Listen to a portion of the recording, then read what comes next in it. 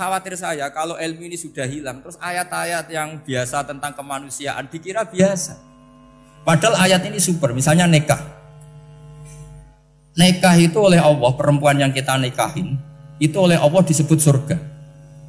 Saya punya bukti, misalnya gini ayat ya, wala tangkihul musyrikati hatta yu'min, wala amatum mu'minatun khairum min musyrikati walau a'jabatkum. Terusannya ayat, wala tangkihul musyrikina hatta yu'minu, wala abdu mu'minun khairum min musyriki walau a'jabakum. Terusannya ayat, ulaika yad'una ilan nar. Para musyrikah yang ingin kamu nikahi karena mereka non muslim atau kafirah atau musyrikah, itu hanya mengajak kamu masuk neraka. Maksudnya ngajak itu kan bisa saja kamu tertarik perempuan tadi sampai kompromi merubah akidah kamu.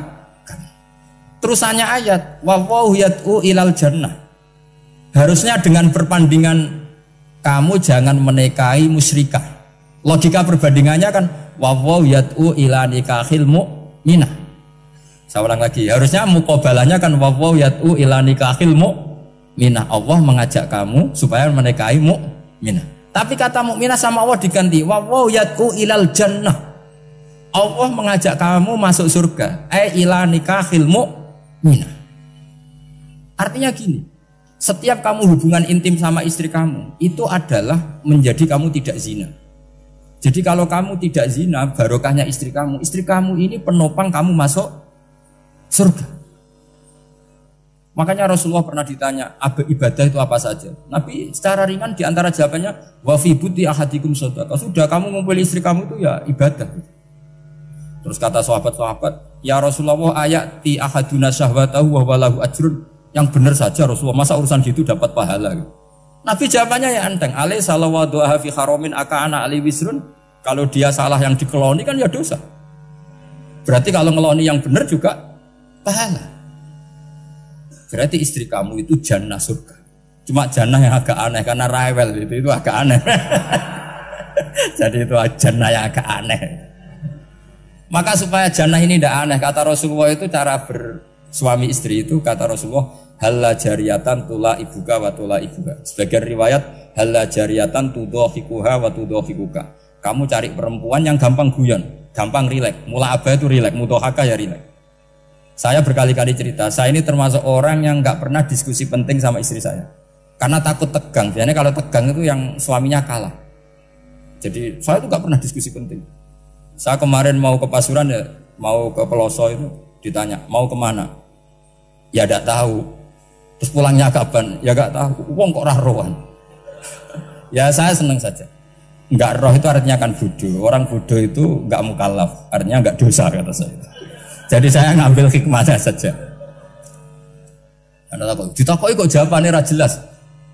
Ora jelas itu misteri. Memang dunia itu penuh misteri. Pokoknya tak itu. Pokoknya yang kira-kira itu jadi tidak penting. Rasulullah tuh kalau debat sama istrinya ya milih gitu, milih mula abah mudhahaka. Saya punya sekian cerita betapa Rasulullah tuh rileks ngadepin cemburu-cemburunan. Sayyidah Khadijah tentu orang yang super bagi Rasulullah. Sampai ketika adiknya Sayyidah Khadijah, kalau nggak salah namanya itu Halah itu. Kalau datang itu Rasulullah itu menjamu karena mengingatkan suara Khadijah. Kalau muji Khadijah itu sudah langit Rasulullah. Sehingga Aisyah itu cemburu. Bagaimana Anda selalu muji Khadijah? Waqad abdalakallahu khairan minha. Allah mengganti yang lebih cantik ketimbang Khadijah dan lebih muda. Maksudnya Aisyah. Kenapa masih muji yang sudah meninggal? Tua lagi kan. Gantian Sayyidah Fatimah yang tersinggung karena ibunya ditua-tuakan kan. Itu ketika Fatimah cemburu, mangkelnya sama Sayyidah Aisyah. Mangkel manusiawi loh. Gak usah kamu jadi Syiah terus benci Aisyah itu.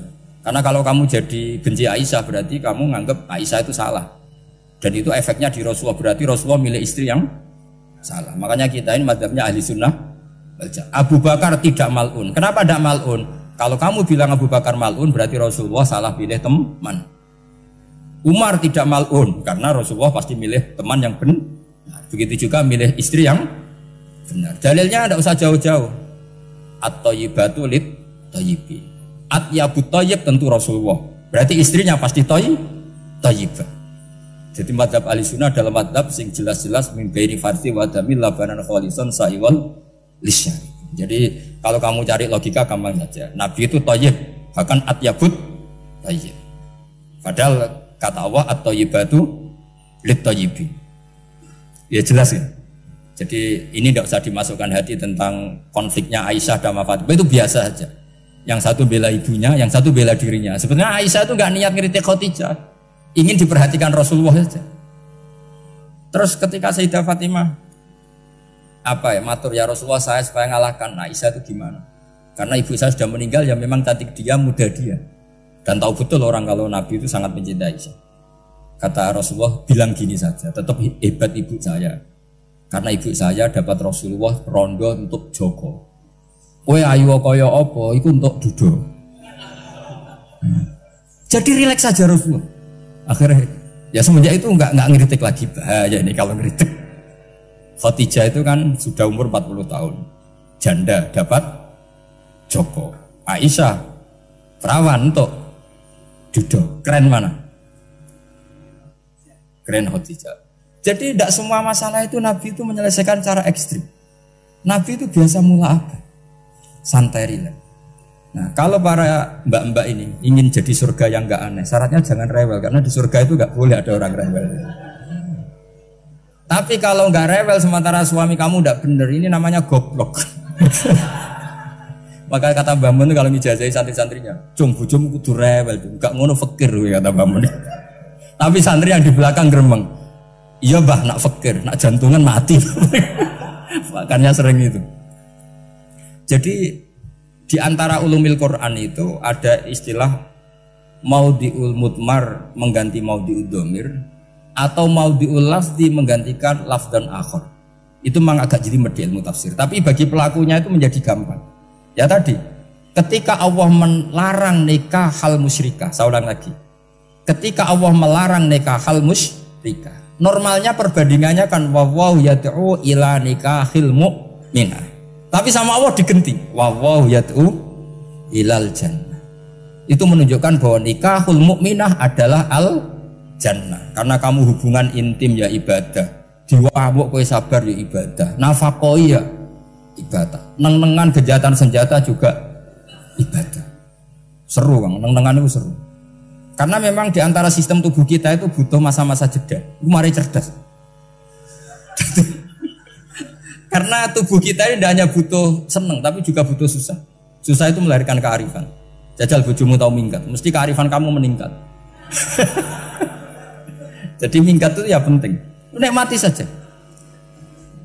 Loh, ini saya nggak ngajari keburukan. Memang seperti itu. Nah, saya berharap ilmu usul fikih ini tidak boleh hilang. Karena dengan ilmu usul fikih kita tahu mubah adalah tarkul haram dan tarkul haram adalah wajib. Maka Allah sering sekali membicarakan sesuatu yang mubah itu superior. Kayak tadi wa min ayatihi manamukum billaili wan. Nah, termasuk ayatnya Allah adalah kami itu tidur. Cara berpikir tadi, kalau saya tidak tidur sakit, kalau sakit habis biaya banyak. Sementara tidur hanya butuh seperti ini. Betapa baiknya Allah, dengan tidur bisa menjaga kesehatan yang kalau tidak dijaga berbiaya tinggi. Berarti hadan naumul ibadah. Terus ulama bilang tidur itu ibadah kalau niatnya litaqawi alal ibadah. Tapi nak wae blojo turu lah itu sing masalah. Tapi tentu ilmu itu ada pembanding. Sekarang ketika kamu tidur itu tarkul wajib apa tarkul haram? Nah itu masalahnya. Seringnya kamu itu tarkul wajib. Wae mulang turu. Wae ngantor wong kerja turu. Lah itu tarkul haram atau tarkul wajib? Tarkul wajib. Kalau tarkul wajib berarti status tidur kamu haram. Sudah pinter ini, sudah maju ini, sudah maju. Jadi saya belajar usul fikih lagi-lagi karena untuk menjadi mufassir itu harus menguasai balaghah, menguasai usul fikih, menguasai lisanul arabi. Nah, lisanul arabi yang sering saya contohkan berkali-kali. Saya punya kitab namanya Ar-Risalah. Orisinil karangannya Imam Syafi'i. Saya baca beberapa kali hatam. Juga saya beberapa kali bacakan santri. Itu kalau memaknai Quran secara lisanul arabi itu gampang sekali. Gampang sekali. Ketika Imam Syafi'i mengatakan kamu boleh tayamum ketika bepergian dan saat bepergian itu tidak menemukan air. Syaratnya kamu tolabul ma', cari-cari dulu. Ketika ditanya sama ashabu Syafi'i, kenapa harus cari-cari dulu? Jawabannya enteng. Li'anna Allah ta'ala yaqul falam tajidu ma'an wa la yuqalu liman lam yatlub lam yajid. Karena Allah ngendikan kemudian kamu tidak menemukan air. Di mana-mana tidak menemukan setelah mencari. Kalau belum mencari namanya tidak tahu. Jadi dari kata falam tajiduma'an kemudian kamu tidak menemukan. Tidak menemukan berarti apa? Setelah mencari. Sehingga beliau mensyaratkan dicari-cari dulu, baru berkesimpulan tidak menemukan. Nah setelah tidak menemukan kamu baru boleh tayang. Segampang itu ilmu usul fikih di depan Imam Syafi'i. Ulumul Quran dianalisis dengan usul fikih. Ketika ditanya, kenapa Anda mensyaratkan nikah itu pakai wali? Ayatnya apa? Kalau hadisnya jelas, la nikaha illa biwaliyin mursyidin. Ayatnya apa? Imam Syafi'i secara enteng baca ayat fala ta'duluhunna ayyangkihna azwajahunna idza tarawdu bainahum bil ma'ruf. Jika wanita yang kamu waleni, saya ulang lagi, jika perempuan yang kamu walikan, misalnya kamu punya anak yang umur 20 tahun ingin nikah sama seseorang, seseorang ini layak, ya misalnya kiai ya apal alfiyah. Tadi kata Mbah Mus itu muridnya Mbah Khalil itu alfiyah diwolak-walik apa? Saking seringnya belajar alfiyah kata beliau sampai santri apal alfiyah wolak-walik tapi raro carane jamak kosor. Karena dulu pondoknya mau pondok nahwu. Jadi kayak di ngelirap itu. Tonggone nganti apal fa'ala yaf'ulu fa'lan. Cinone weh apal saking bedino itu pujiane ra selawatan fa'ala yaf'ulu fa'lan wa ma fa'lan wa fa'ilun. Jadi pondok ya macam-macam. Itu saya tadi sampai mana itu? Tentang apa? Wali nikah tadi. Di bab fikih, saya ulang lagi di bab fikih. Itu kata Allah, jika perempuan yang kamu walikan itu ingin nikah, fala ta'duluhunna, jangan kamu larang. Kata Imam Syafi'i, kalau seorang wali tidak punya hak mewalikan, maka larangan jangan menghalangi itu tidak ada gunanya. Misalnya gini, Zaid itu tidak punya utang saya ulang lagi, Zaid tidak punya utang saya. Memang ini ilmu logika, Zaid tidak punya utang saya. Terus sampean bilang ke saya gini, Gus Bah, Zaid ojo tagih. Itu omongannya wong aneh apa enggak? Aneh kan? Tapi kalau Zaid punya utang saya 1 juta, terus kamu menasihati saya, Gus Zaid ojo tagih. Benar apa enggak? Wali itu punya hak melarang. Saya ulang lagi, wali berarti punya hak melarang putrinya tidak nikah. Sehingga diperintahkan Allah, kamu jangan pernah melarang. Berarti punya hak melarang. Kayak tadi, Gus ojo tagih, berarti aku dia hak nagih. Misalnya otoritas bandara ATR, pesawat Boeing sekian-sekian Lion, bolehkan landing di sini. Karena operatornya punya hak melarang. Juga punya hak mengizinkan. Tapi kalau orang lain kamu bilangin, pesawat Lion nggak boleh landing di Semarang. Orang lain yang nggak terkait dengan otoritas itu, aneh nggak omongan itu? Aneh. Kalau wali dilarang menghalangi perempuan ingin nikah harus memberi izin maksudnya, maka berarti wali punya hak menikahkan. Paham yang saya maksud? Makanya Imam Syafi'i mensyaratkan seorang perempuan yang nikah harus pakai wali. Jadi segampang itu. Kitab Ar-Risalah menerangkan ulumul Quran. Dan dalam banyak hal ulama dulu itu, makanya saya tadi berjanji, karena Quran itu bisa kamu baca fase, kamu dengerin suara enak ya enak, kamu dengerin logika yang enak ya enak. Jangan sampai kamu tidak dua-duanya. Suaranya sudah tidak enak, logikanya tidak enak, itu kacau namanya.